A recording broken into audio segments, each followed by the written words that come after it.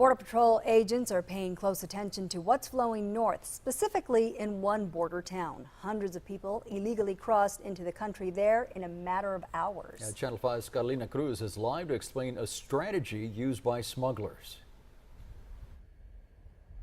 It's like playing cat and mouse in this border town of Granjeno. Smugglers will send a group of immigrants across an area like this one, and then they'll send another large group through another entry point like the one you see down there.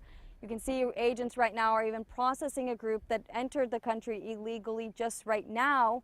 This causes them to spread their resources thin. Living in a small town can be peaceful, but when it borders Mexico, the view changes. Granjeno's still the same. Hasn't changed. It's been from one family to another to another. This isn't your typical small town. Everyone knows everyone. But there's a lot of unknown people that go through here. Yes, it does. All the time.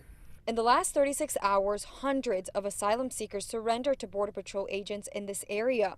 First, a group of 170 crossed behind Cardosa's home. A group that size hadn't been seen here for over a year. These individuals with 170, obviously there's not a raft that can take all 170.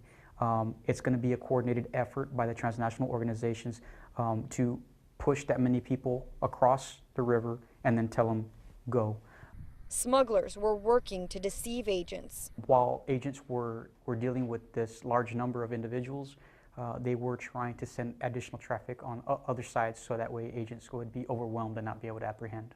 It includes drugs or immigrants looking to evade law enforcement.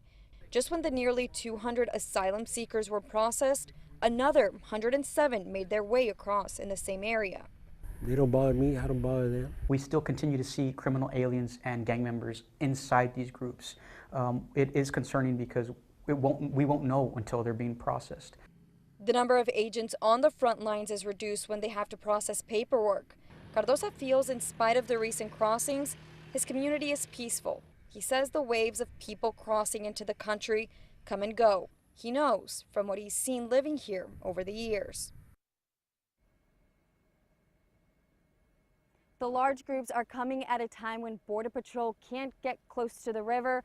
That's because the recent rains have turned all of their entry points into a muddy mess and they don't want to risk getting stuck. So until they can get accessible roads, they just have to wait for the immigrants to come to them. Reporting live in Granjeno, Carolina Cruz, Channel 5 News at 6.